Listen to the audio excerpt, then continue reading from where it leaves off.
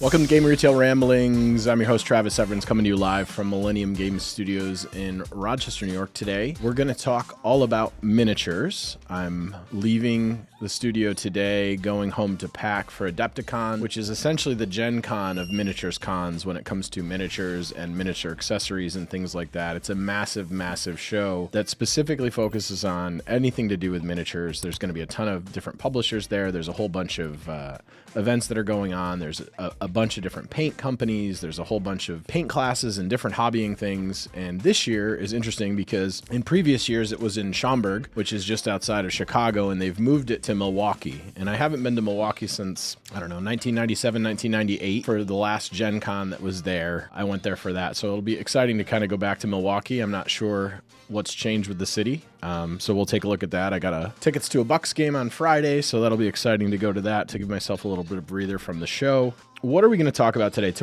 I want to do an overview of just miniatures in general, sort of the state of where miniatures games are for me and the store here and somewhat the store in Minnesota. Some of the challenges that we faced and some of the challenges that we always face when it comes to miniatures. I'm also going to talk a good amount about 3D printing today and sort of ways to be able to manage that and some of what I'm looking forward to seeing when I get to Adepticon. But what I want to start out with is it's not really breaking news. It's more spraining news.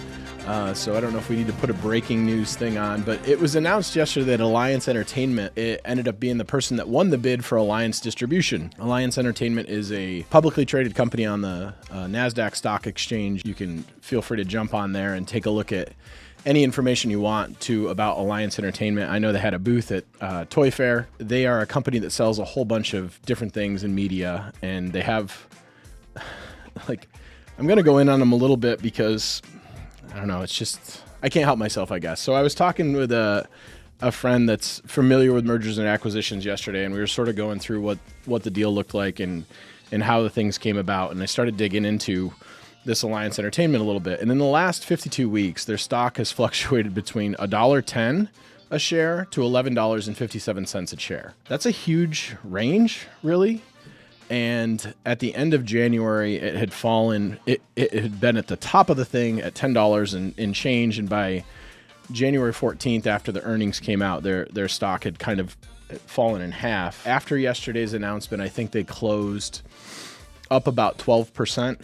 And at the time of recording, almost all of that increase has come back down. So they're sitting at $4.40 a share or something like that. There was conversation about they have a $120 million credit line that was extended to a $160 million credit line. I don't know. If I look at the internals of that company, it's surprising to me that they have a $120 million credit line, let alone a $160 million credit line. I'm interested to see what they do. There's some red flags for me on the website. If you look at, they've got their stock ticker is the first thing you see when you go to the page.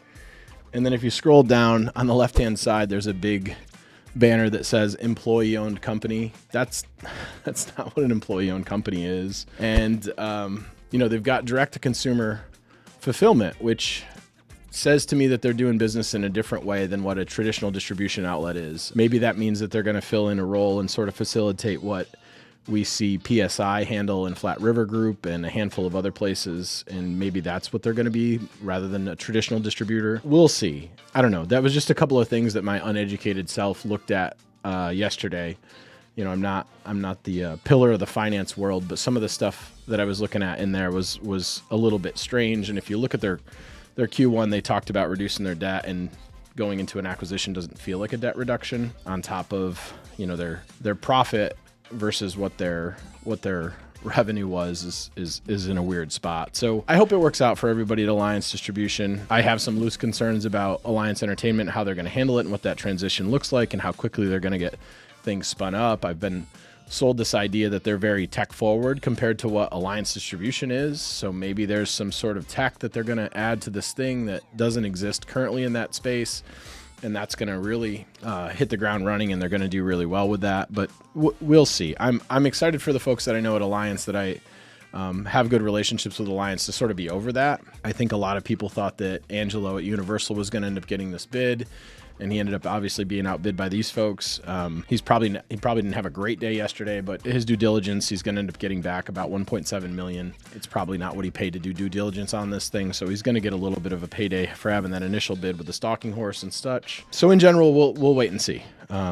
Anybody taking on that asset, I think it's a good company as it is, and if they sort of left that end of it alone, it would be okay, but they wanted the whole entire thing, so we'll see what happens with that. So moving on, sort of segment one, I'm just going to talk about the state of miniatures in general, the lay of the land as far as miniatures go. Most game stores are going to tell you the same sort of thing. The majority of their miniature sales are coming from Warhammer 40K.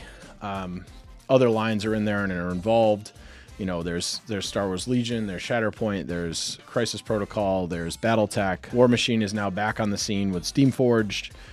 There's HeroScape as well. And then there's a handful of other smaller games that are sort of in the fray as well. But the reality of it is, even amongst the GW catalog, the majority of the sales are coming from Warhammer 40K. The relaunch of Age of Sigmar didn't really do much. You know, there's some Necromunda sales. Kill Team always continues to do well. Blood Bowl is basically dead for us in both stores.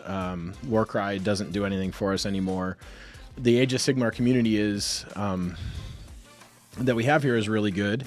We see some periodic sales, but we see more sales when we have stuff on sale than we do full price stuff, and we don't do really well with pre-orders on that thing. So it's sort of 40K heavy, and I think that a lot of that has to do with the reality that the scarcity of that line has driven a lot of the sales. I think there's a massive batch of consumers that are sort of chasing that brand, and now that I'm e-commerce in 2 different stores, I can start to see those sales happen all over the place, and I think there's just such a scarcity of supply. I don't know what the world would look like if they were to the point where they could fill supply for what the demand is from retail. I don't think our sales would maintain what they are.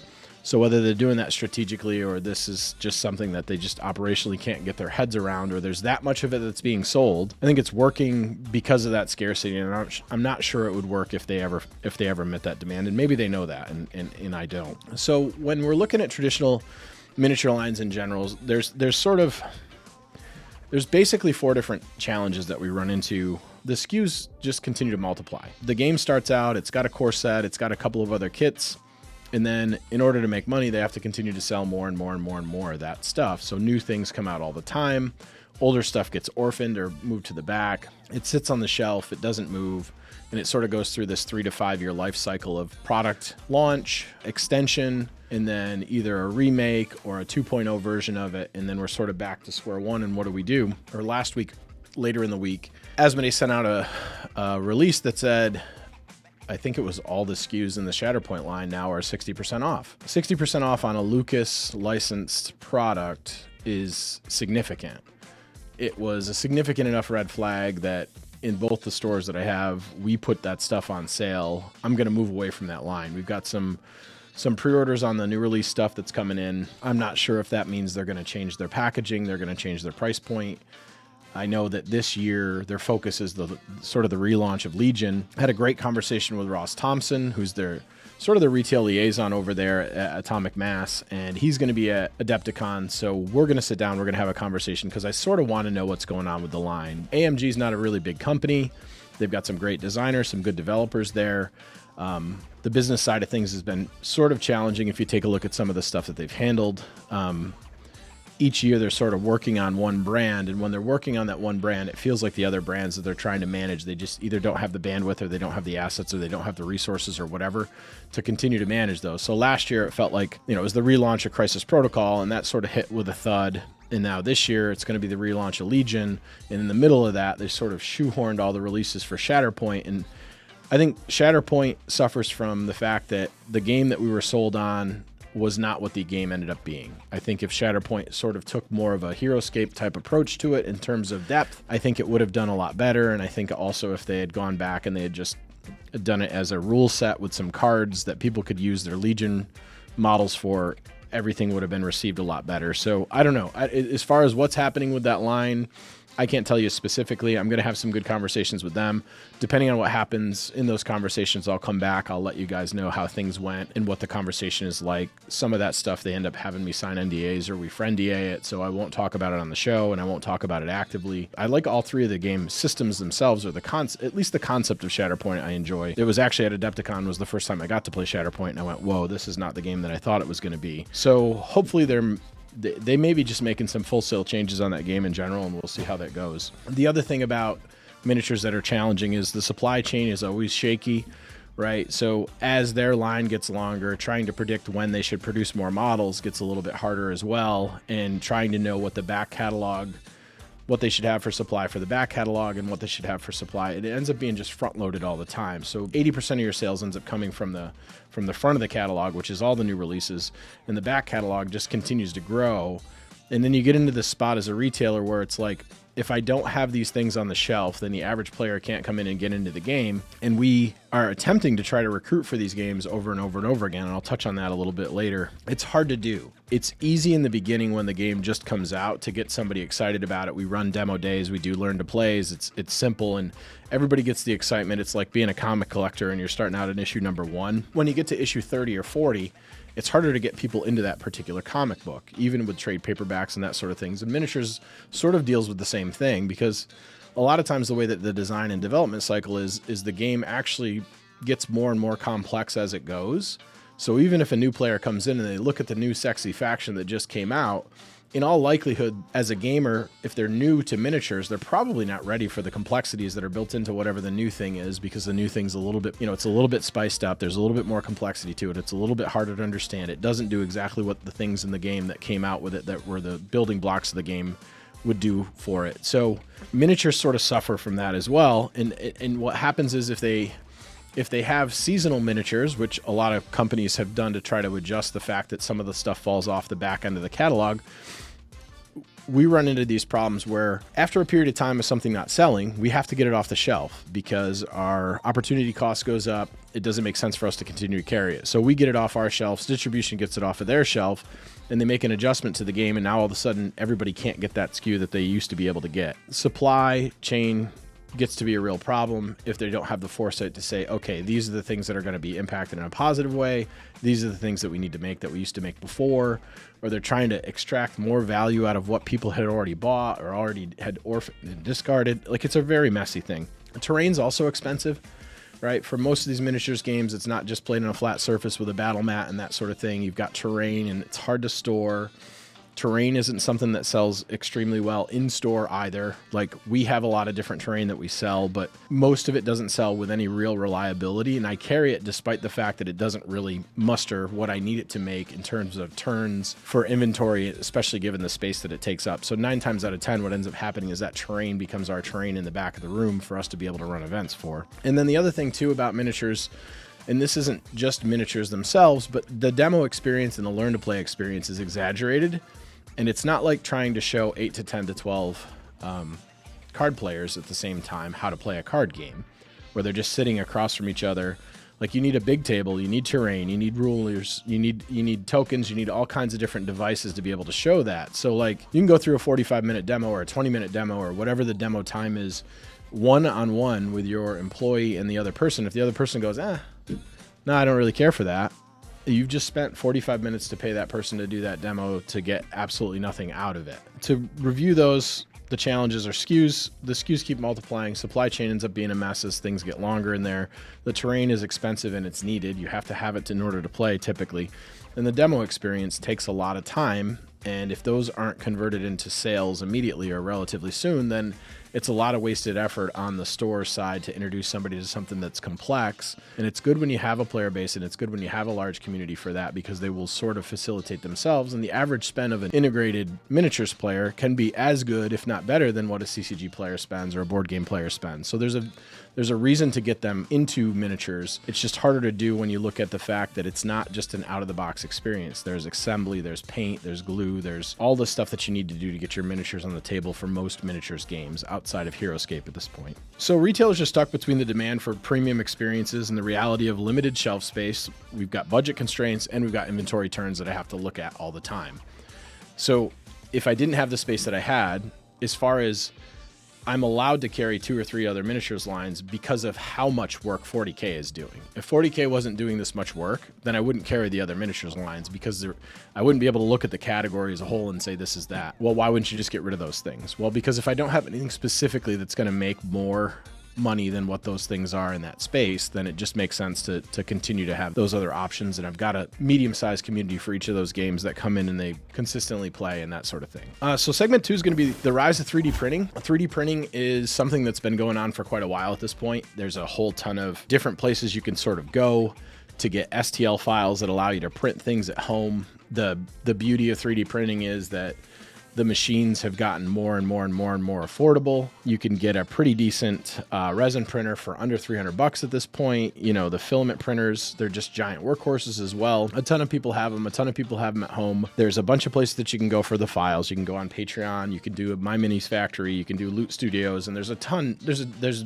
literally a billion of them out there, to the point where, you know, I was talking to one of the producers, and at this point, it's weird how the industry goes sometimes, but getting somebody to make a 3D design file for an STL actually costs less than some of the premier level card game frames make now, which is wild to me that that's the case, but that's where we're at. How do I use 3D printing in the store to be effective, or what sort of opportunity do I have, or how can I leverage these 3D printers in store when I've got publishers that are producing boxed games that I'm buying from distribution that are coming in, that are licensed products that I sell? What 3D printing does is it answers a lot of the questions and challenges that I have from legacy miniatures, right? We talked about SKUs keep multiplying. I can just buy and sell what I want as far as STL files go and use it to supplement lines that I already have, where we're not crossing over into IP infringement, which is super important. But like, as an example, if for whatever reason WizKids and Reaper happen to be out of goblins, I can find a generic goblin that's an open source or that's a licensed source from somebody else that's a producer,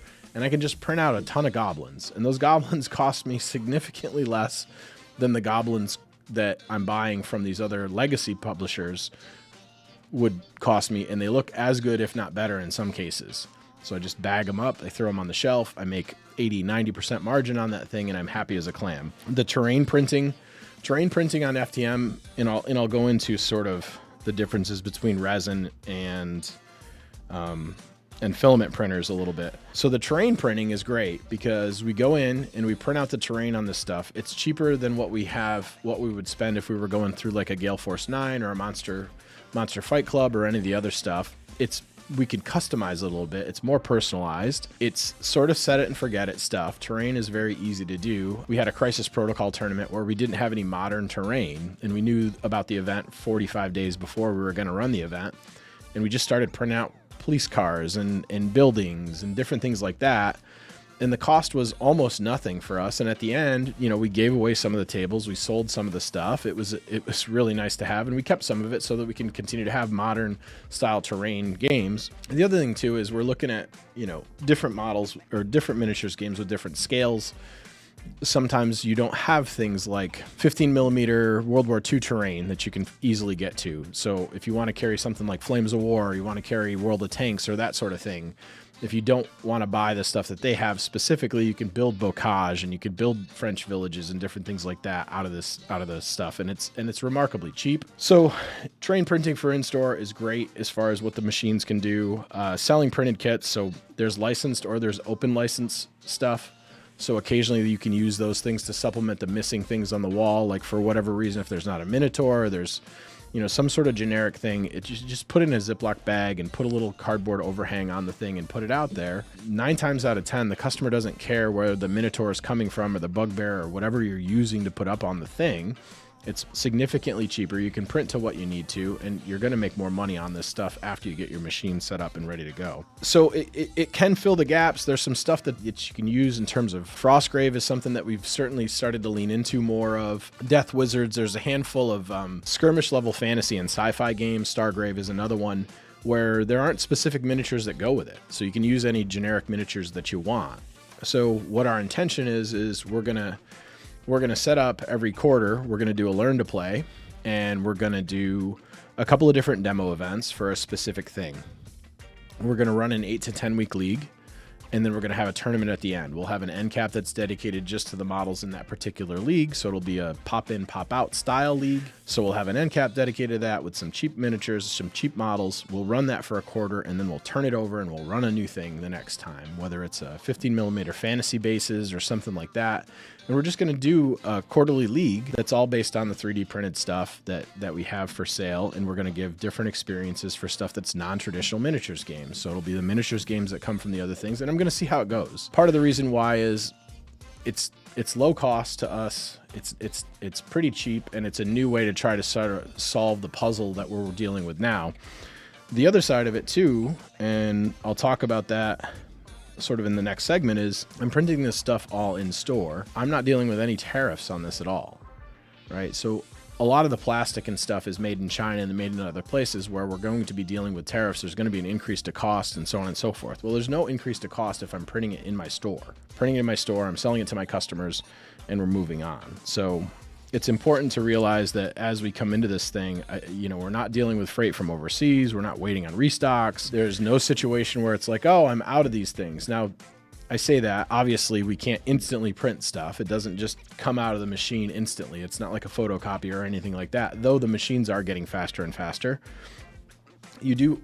If you're buying stuff from STL producers, you're going to have to pay a one-time fee, but then you can print that model as much as you want. But again, you're not dealing with tariffs, and you're not dealing with any of the nonsense that we're probably going to see from these other lines in terms of price changes and that sort of thing. I would encourage you, if you're a store that's a miniature store, or if you have some space and that's sort of your thing, if you are heavy on miniatures, if you're not looking at 3D printing and you're not looking at that world, I would take some time to get yourself at least familiar with the equipment. Again, the cost of the printers are pretty cheap. We have 5 FDM printers. We're in the process of looking at expanding the store, whether we gobble up another 3,000 square feet or 7,000 square feet. I'm not sure yet. But in the back part of the store, we just put together plans to be able to make a room so that we can put in resin printing, because resin printing, you need exhaust, you need personal protection equipment, you need a whole bunch of stuff because it has toxic fumes, and there's a lot of different regulations that you need to be able to make sure that you do. So we just put together blueprints to be able to have a contractor to come out to sort of build that room out. The space that we have will be able to fit as many as 10 resin printers if we want. We'll see if we get to that part. So resin versus FDM and what to choose. There's some real practical questions that you can ask about this thing. So resin printing is the best for miniatures and character models and detailed terrain features. It tends to do really well with multiple small plate stuff. The downside is that it smells, it's messier, there's a cleanup that has to be done. It's not great for big pieces. Sometimes if there's heat fluctuations, or if you're in a place where there's extreme heat or there's extreme cold and that sort of thing that you're dealing with, sometimes that can be a little bit fussy with your machine, and it can change how your printing does. It does really good to a certain height, and then after that it can tend to have some problems and some issues. I'm not saying all machines. Like I said, the technology gets better and better as we kind of go. With resin, you have a whole bunch of other stuff that you have to think about that you don't have to think about when it comes to FDM. Now, I've got a model that's printed out on FDM that we did on one of these machines because one of the people that I know from another store that used to work at GW said, well, the problem with FDM is, when you look at it, it doesn't have the same details. It's not as nice as what you're going to get out of a resin printer. And I said, have you seen a recent FDM print? And he said, no. And I said, well, when I get home, I'm going to take a couple of photos of the detail on this thing. So what I'll do is I'm going to see if, while I'm talking about this thing, maybe Brian can cut in sort of a video or some shots of what this one model is that we recently printed out on an FDM printer. And you'll be able to see some of the details, the crevices that are in the armor, how well the chainmail comes out. Like there's a mace on the guy, it's articulated. It's a really nice process, but it's good for sort of single miniatures. It does really well with terrain, but if you're printing out something like Warmaster Revolution right now is really, really popular. And there's a company called Forest Dragon, and they make a bunch of 15mm stuff. Well, if you're trying to do 15mm height stuff on an FDM printer, it takes you about 2 hours to do one little tiny stand, and an entire army is 20 stands. If you put that on a resin plate, you could do the entire resin plate, which would give you about 20 stands in 45 minutes or an hour probably. So there's a capacity to be able to print that's really good. So if you're looking at trying to make the decision between resin FDM. FDM you can bring in, you can start printing models today. There's no cleanup, there's no messiness. The filament's pretty cheap, reasonably cost. They are workhorses. They do great with terrain. They do great with models and structure. You want to make sure that you're getting the best bang out of your buck in terms of time and use. Resin machines will give you a lot better output over periods of time. So I think I'm going to wrap it up with that. That's sort of the state of miniatures. I think miniatures in general are in a rough spot. I think legacy miniatures run into all the challenges that I sort of talked about in terms of, inventory is always hard to balance. Bringing in players consistently, we have to dedicate a lot of space to the lines as the line grows. And it's like this consistent recruitment thing that has to occur because, and the amount of time that it takes to sort of recruit a player into there is really hard from just a dollars and cents way for retailers. So if the publisher isn't doing a great job with onboarding that stuff and we sort of have to step in to be able to do that thing, it's hard to find a good ROI on something like that, because at the end of this 45 minutes or this hour-long demo, it's just not for them. We spent a bunch of time sort of trying to introduce them to stuff. So, March, April, we usually do something called March Miniatures Madness. It's sort of just a walk around the store, demo different games. We try to do like a 20-minute thing. So we're doing TCG demos, so I think it's going to get kicked back into April, and we're going to do it in April and sort of show some of that stuff. But we're also going to have the 3D, whatever the 3D game is that we picked to do the first thing with. Aside from that, if you see me at Adepticon, definitely pull me aside. I love to talk to anybody that's there. I'm there sort of scouting and sort of talking to some people. I want to make it my mission to sort of get out in front of this 3D printing thing. There's going to be a lot of 3D printing producers there. And I want to sort of extend a hand to them and say, hey, how can we work together as retailers and producers of miniatures to make this thing work, to make it so that it's profitable, to bring it to more eyes and to build a bigger community and that sort of thing, rather than sort of managing the way that I did when early Kickstarter and early crowdfunding stuff came in, where I was just pissed off about it and I didn't want to talk to anybody about it. And I thought it was terrible that they were selling direct to the consumer and so on and so forth. And a lot of people look at this situation, they go, well, 3D printing, if you can just do it at home, then why would anybody buy anything from a store? Well, I'm going to tell you something. I can make coffee at home too, but I buy a lot of Starbucks. And it's the same sort of thing. People just don't want to have to wait for it. They don't want to have to buy a printer. They don't want to have to go through the process of it, learning how to use them. Sometimes, even though they're getting easier and easier as things go, they can be a little bit more complicated now. That technology has gotten better and better and easier too. It's one of those things that I can see that's an emergent technology that's going to have an impact on my business. And if I don't decide that I'm going to get myself in line with figuring out how to make that sort of market work, then it's just going to blow past me. So I would encourage you, if you're a miniatures forward store and miniatures is a part of it, to get your head in the space where you at least have some acumen about what's out there. Whether you decide to activate on it or not, that's one thing. But I can tell you this, from the conversations that I've had with some producers, some licensors and that sort of thing, there's a whole bunch of people that are looking at ways to sell licensed product through 3D printers, through retail stores. Those conversations are already happening. So it's going to be something that's going to happen. It's whether it's next year or the year after, I can't tell you, but it's really close and it's sort of on the cusp. We're a little bit ahead of it, but that's kind of where I want to be on this space. So again, I hope everybody has a great week. We'll be back next week with a different topic. I'll be at Adepticon. Feel free to say hi to me if you see me there. And thanks everybody and happy gaming.